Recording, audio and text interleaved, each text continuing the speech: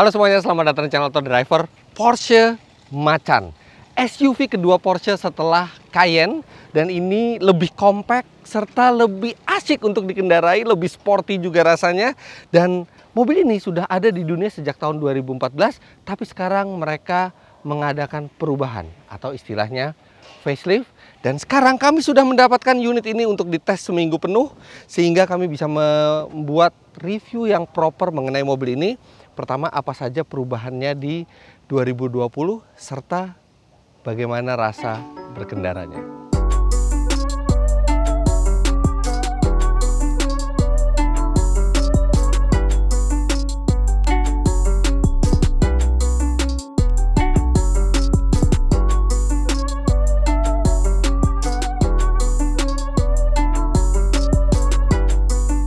Tipe yang kami tes ini adalah Macan 2.0 liter, Macan 2000 cc. Ini adalah entry levelnya dari Macan. Tapi kalau Anda lihat dari bentuknya, tidak seperti entry level. Karena dalam kondisi yang paling terjangkau saja, ini sudah luar biasa kerennya dan luar biasa harganya juga. Harganya menyentuh 2 miliar rupiah lebih, dan itu tergantung dari optionnya. Karena Porsche di Indonesia tidak langsung menyediakan spek yang ditawarkan ke konsumen, tapi Anda bisa memilih sendiri spek apa yang Anda inginkan untuk mobil Anda. Makanya harganya tidak ada yang pasti, tapi starting from 2 miliar rupiah. Nah, di pembaruan kali ini, Porsche Macan yang entry level itu biasanya 19 inci peleknya. Tapi sekarang mereka punya pelek 20 inci, bahkan bisa option sampai 21 inci yang membuat penampilannya lebih proporsional dan lebih maco. Tapi lagi-lagi, pelek itu bisa Anda pilih sendiri melalui konfigurator di Porsche sebelum menentukan harga jual dari mobilnya. Oke, sekarang kita lihat perubahannya. Secara sekilas ini sama, hampir tidak ada bedanya. Tapi sekarang lampu ini sudah full LED. Kemudian sudah ada splitter di bumper depan. Lainnya mirip. Kemudian Macan juga sudah menggunakan grill yang bisa secara otomatis menutup atau membuka sendiri di bagian dalamnya untuk memperbaiki aerodinamika. Jika tidak dibutuhkan pendinginan, dia akan menutup. Baru ketika mesin membutuhkan pendinginan, dia akan membuka untuk mengizinkan angin itu melewati dan menerpa radiator. Nah, sementara bagian depan dan sampingnya hampir tidak ada bedanya dengan sebelumnya. Perbedaan paling besar dari eksterior Macan facelift ini ada di bagian belakang. Sekarang kita lihat. Di model sebelum facelift, itu lampu belakang dari Macan ini terpisah antara kanan dan kiri. Seperti ini gambarnya. Jadi bagian belakang ini yang paling membedakan, ini Macan yang sudah facelift atau belum. Secara selera sebenarnya saya sangat suka yang sebelum facelift, karena benar-benar sporty, keren, simple. Dan untuk yang setelah facelift ini, dia menjadi menyambung antara kanan dan kiri. Walaupun jadi kelihatan lebih ramai, tapi memang ini sesuai dengan bahasa desain Porsche terbaru dalam hal lampu, yaitu lampu yang menyambung dari kanan sampai kiri, dari ujung ke ujung. Bahkan sampai 911 pun seperti itu. 911, Panamera, Cayenne, dan sekarang Macan. Jadi ini memang senada dengan bahasa desain terbaru. Jadi align dengan seluruh produk Porsche lainnya. Satu hal yang unik di belakang adalah tuas pembuka bagasinya. Ini tidak ada tuas di bodinya, di bawah bagian sini juga tidak ada tuas, sehingga lebih simpel daripada seharusnya. Dan tuas untuk membuka itu selain dikunci tentu saja ada di bagian wiper belakang. Jadi di sini Anda mau mencetnya. Unik sekali. Nah, begitu terbuka, kita bisa lihat space-nya. Walaupun ini adalah SUV terkompact dari Porsche, tapi ini masih sangat memadai bagasinya. Bahkan di bawah sini, karena tidak ada ban serep, dia sudah menggunakan run flat tire dan tire repair kit. Itu ada space lagi buat barang di bawah. Jadi ini cukup besar untuk membawa barang-barang kebutuhan keluarga kalau kita mau pergi berlibur. Serta kalau misalnya Anda menginginkan untuk menambah kapasitas barang, Anda bisa melipat jok belakang itu dengan konfigurasi 40-20-40. Jadi walaupun ini Porsche merek mobil sport, tapi dia tidak melupakan kodrat bahwa Macan adalah sebuah SUV yang kepraktisannya harus dijaga. Bahkan mobil ini menggunakan air suspension, jadi suspensinya bisa diatur tinggi rendahnya tergantung mode berkendara kita, sport atau off-road atau normal. Tapi itu juga bisa digunakan ketika Anda mau mengangkut barang dan Anda merasa terlalu tinggi, mobilnya Anda bisa rendahkan. Nah, ini tinggal memencet tombol yang ada di bagasi. Ini akan sangat memudahkan bagi Anda ketika mengangkut barang. Sekarang kita lihat mesinnya. Untuk Macan 2.0 liter itu tidak ada perubahan di mesinnya, sama-sama 2000 cc 4 silinder dengan turbo yang menghasilkan tenaga 252 HP dan torsi 370 Nm. Artinya entry levelnya saja itu tenaganya sudah besar. Dia menyalurkan tenaga ke 4 roda melalui transmisi dual clutch Porsche yang bernama PDK, Porsche Doppelkupplung, kopling ganda Porsche. Itu artinya. Dan walaupun ini entry level 0 sampai 100 km per jam diklaim tuntas hanya dalam 6,5 detik karena dia sudah memiliki sistem launch control. Jadi sepelan-pelannya Porsche Macan aja 0-100 itu di bawah 7 detik. Nah, di atas ini masih ada Macan S, GTS, dan Turbo. Dan itu kapasitasnya lebih besar, konfigurasi mesinnya V. Dan untuk ya Macan dengan konfigurasi mesin V, setelah facelift ini, turbonya sekarang diletakkan di tengah-tengah, di antara dua buah bank mesin V itu, sehingga dia lebih efisien dan memberi tenaga yang lebih baik. Tapi kalau untuk yang 2000 cc-nya itu masih sama seperti sebelumnya.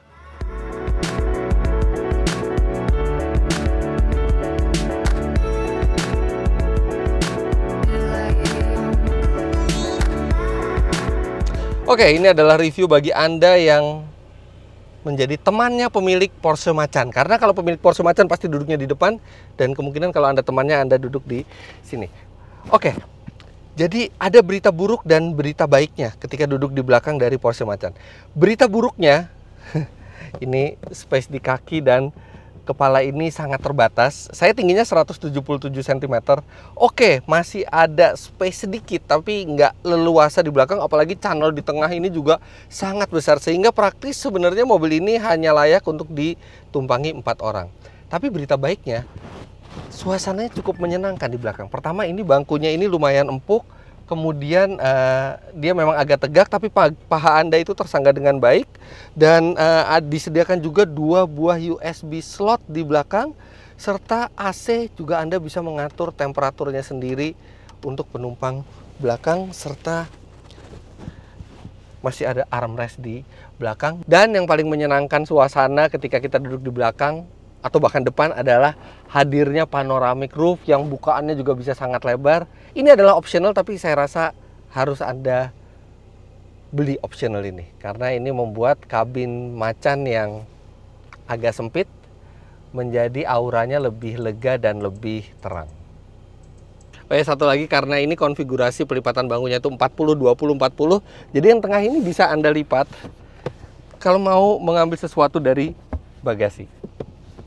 Atau menjadi pemisah buat Anda sama samping kalau misalnya lagi musuhan sama sebelah. Apa? Ada pemisah. Nah, sebelum kita review bagian depannya, saya akan ceritakan satu hal yang filosofis bagi sebuah Porsche. Jadi, Porsche itu selalu menganut sistem start itu diputar dan lokasi dari tempat menstarter mobil, lokasi dari kunci itu selalu berlawanan dengan transmisi. Jadi kalau transmisi itu kita setir kanan, transmisinya di kiri, maka dia starternya ada di kanan. Begitu juga kalau kita setir kiri, transmisinya di kanan, starternya jadi di kiri. Supaya apa? Itu filosofis ketika mereka sering ikut balapan ketahanan Le Mans, di mana pengemudi itu startnya itu di luar mobil dan ketika masuk mobil itu harus cepat menyalakan mobil dan memasukkan transmisi. Dengan posisi yang berlawanan, artinya proses start mobil dan proses memasukkan transmisi itu bisa dilakukan dengan tangan yang berbeda sehingga menjadi lebih cepat. Ya, itu tradisi yang masih dipertahankan sampai sekarang. Jadi secara filosofi ini terinspirasi dari Le Mans dan bentuknya itu diputar.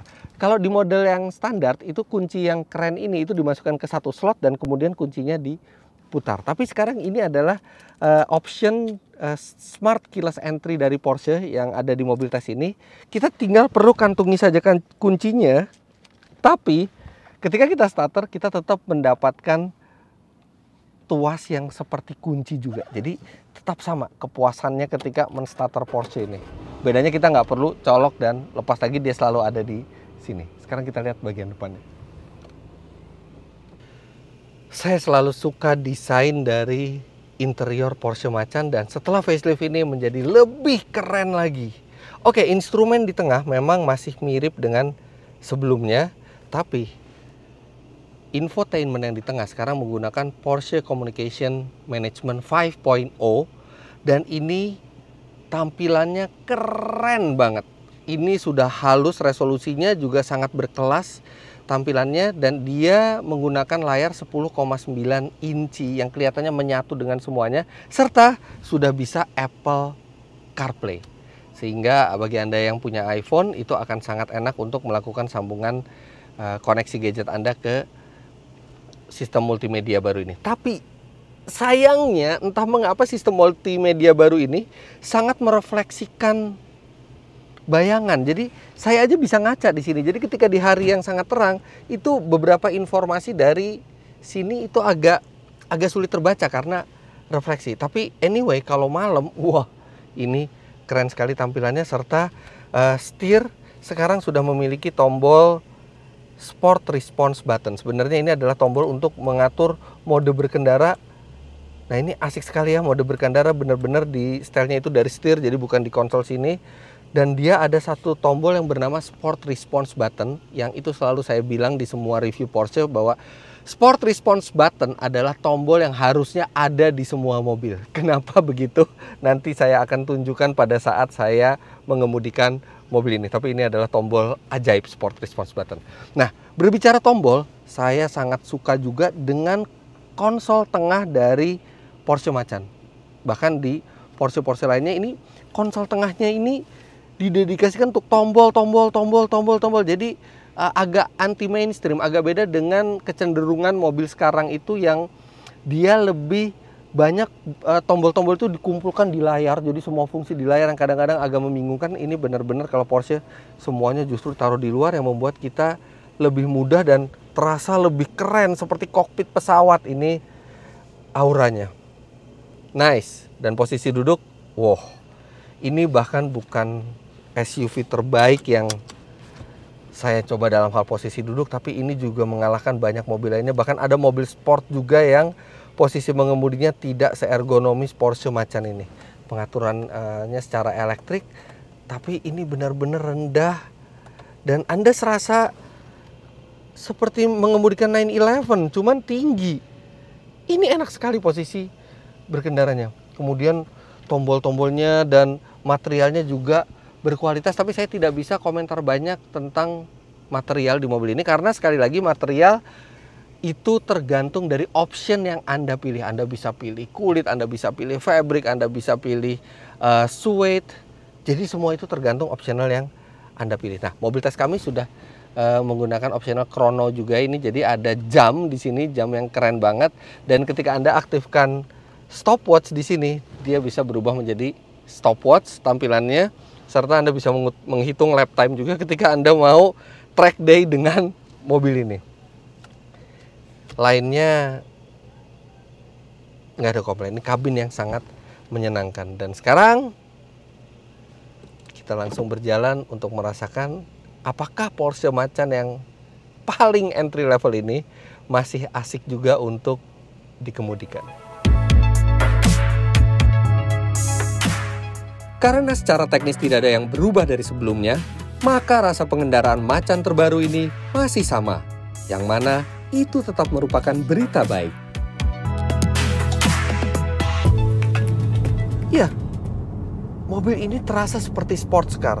Posisi duduknya itu mirip dengan sports car, sangat ergonomis, tapi di posisi yang lebih tinggi sehingga memberikan keasikan berkendara sekaligus kepercayaan diri melewati beragam kontur jalan. Porsche Macan berpenggerak 4 roda namun sebagian besar diarahkan ke roda belakang. Dan hal itu membuat pengendalian macan luar biasa. Ini sekarang saya berada di kecepatan 90 km per jam dengan sudut setir seperti ini. Dan luar biasa G-force-nya. Dan ketika Anda maksimalkan lagi sampai ke ekstrim, maka dia akan behavior-nya itu lebih ke arah sports car berpenggerak belakang yang akan ada oversteer sedikit, kemudian Anda koreksi, sangat intuitif. Memang pengendalian mobil ini tidak seperti supercar murni. Ya, karena mobil ini cukup tinggi center of gravity-nya. Tapi rasanya masih banyak mobil sport lain, mobil sport ya, bukan mobil biasa. Masih banyak rasanya mobil sport lain yang pengendaliannya di bawah macan. Mobil tes kami adalah varian dengan mesin bertenaga paling rendah dari line up Porsche Macan, tapi tetap saja cukup brutal. Wah, ada launch control. Kita lepas rem. Startnya kuat sekali. Tenaganya juga datang terus.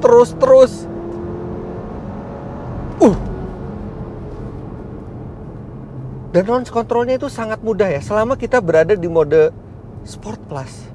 Udah, kita tinggal injek rem, injek gas, dia langsung menahan RPM di 5000 RPM, membuat mobil ini meluncurnya benar-benar deras. Hasilnya 0 sampai 100 km per jam. Nah, ini yang unik.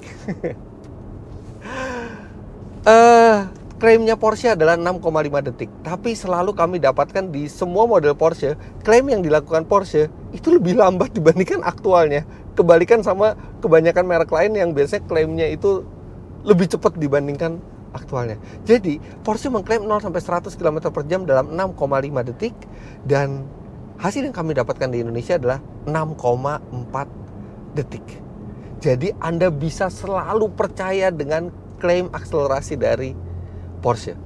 6,5 detik itu mungkin tidak terlalu terasa fantastis untuk sebuah Porsche. Tapi jangan lupa, ini adalah SUV compactnya Porsche. SUV compact, dan ini adalah varian yang paling rendahnya, varian yang mesinnya paling rendah tenaganya.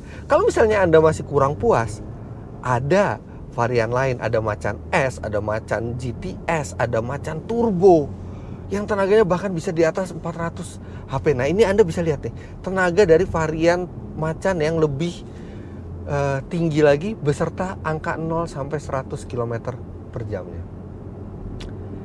Nah, yang bikin akselerasi kenceng juga itu tadi saya bilang adalah launch controlnya. Dan launch controlnya itu benar-benar sangat mudah untuk mengaksesnya.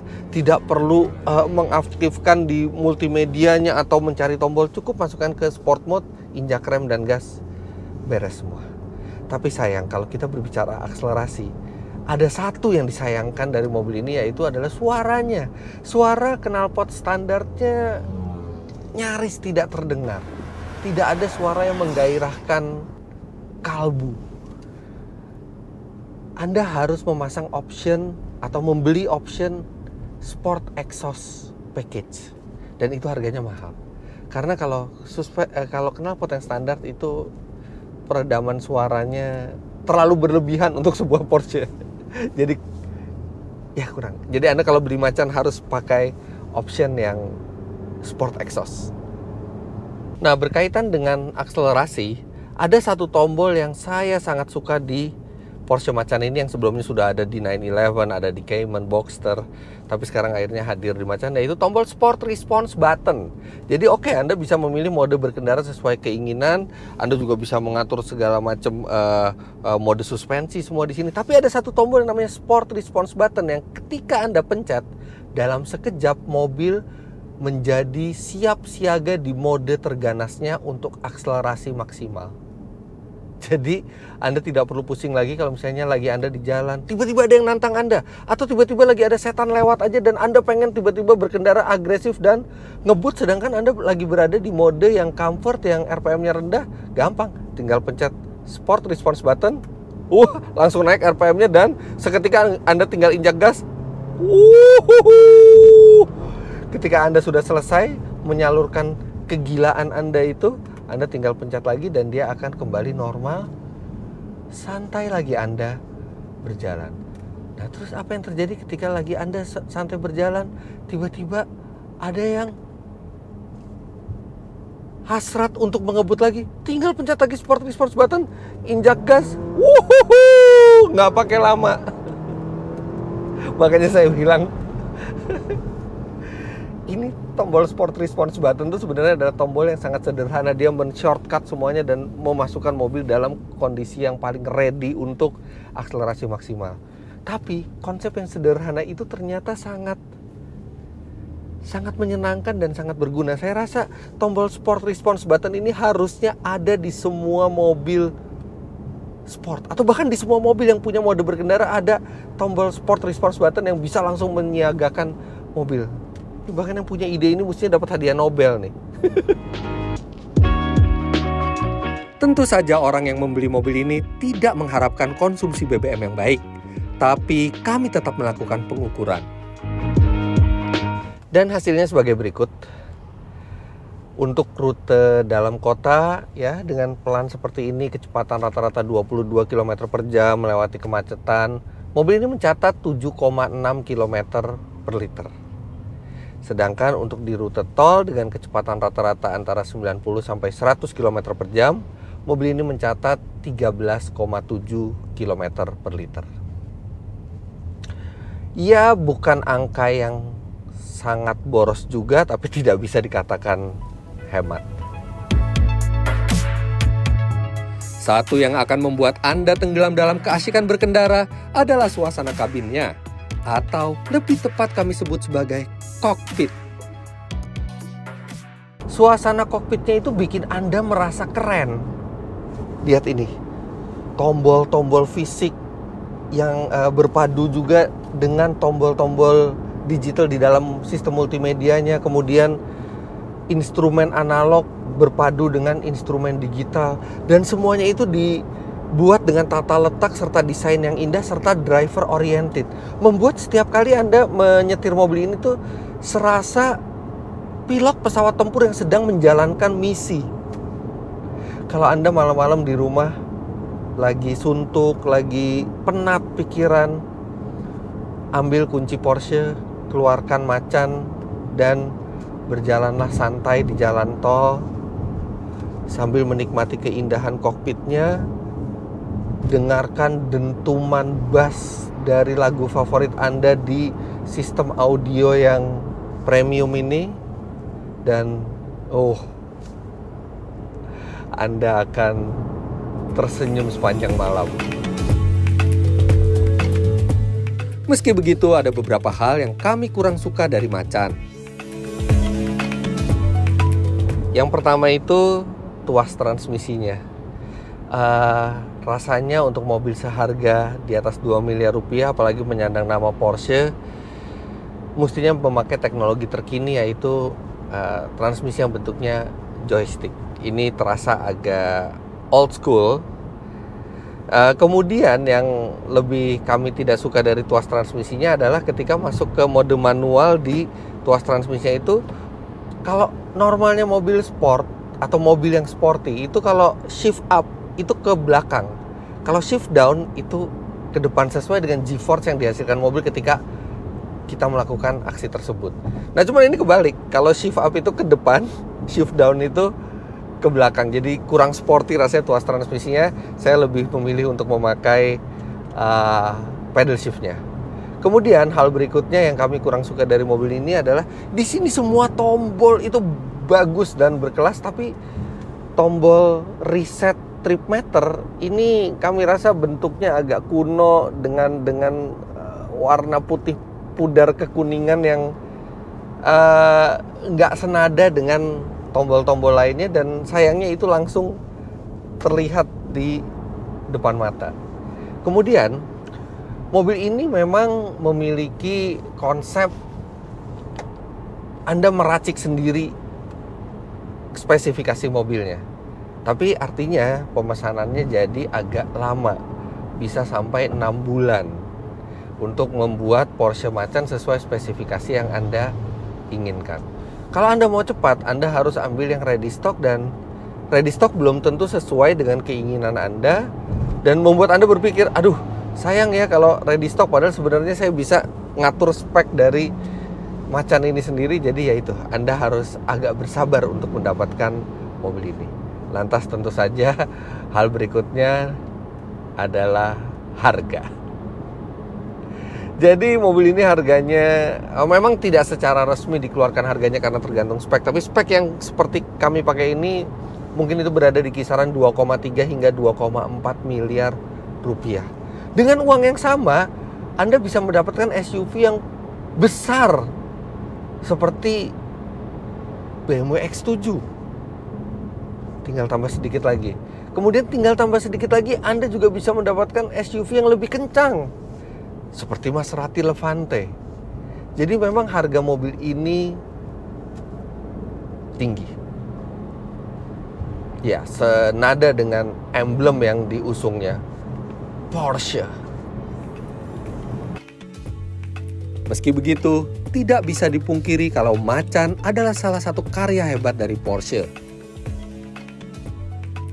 Mobil ini bukan sekedar SUV compact dengan mesin kencang dan diberi label Porsche. Mobil ini benar-benar merefleksikan semua nilai dan filosofi yang dibangun Porsche sejak 89 tahun yang lalu. Ia tidak terasa seperti SUV kebanyakan. Ia terasa seperti layaknya sebuah Porsche, namun tanpa kekhawatiran untuk menjelajah ke beragam medan.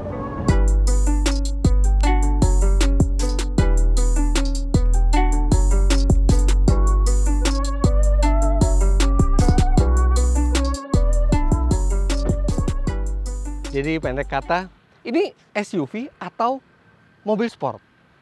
Well, dia pure terasa seperti sebuah SUV, dia cukup tinggi, bisa diajak off-road, kepraktisannya juga sangat baik, tapi karakternya dia lebih sporty daripada 90% mobil yang ada di jalanan. Ini adalah salah satu SUV yang sangat bikin ketagihan untuk kita mengendarainya terus dan benar-benar layak menyandang badge Porsche.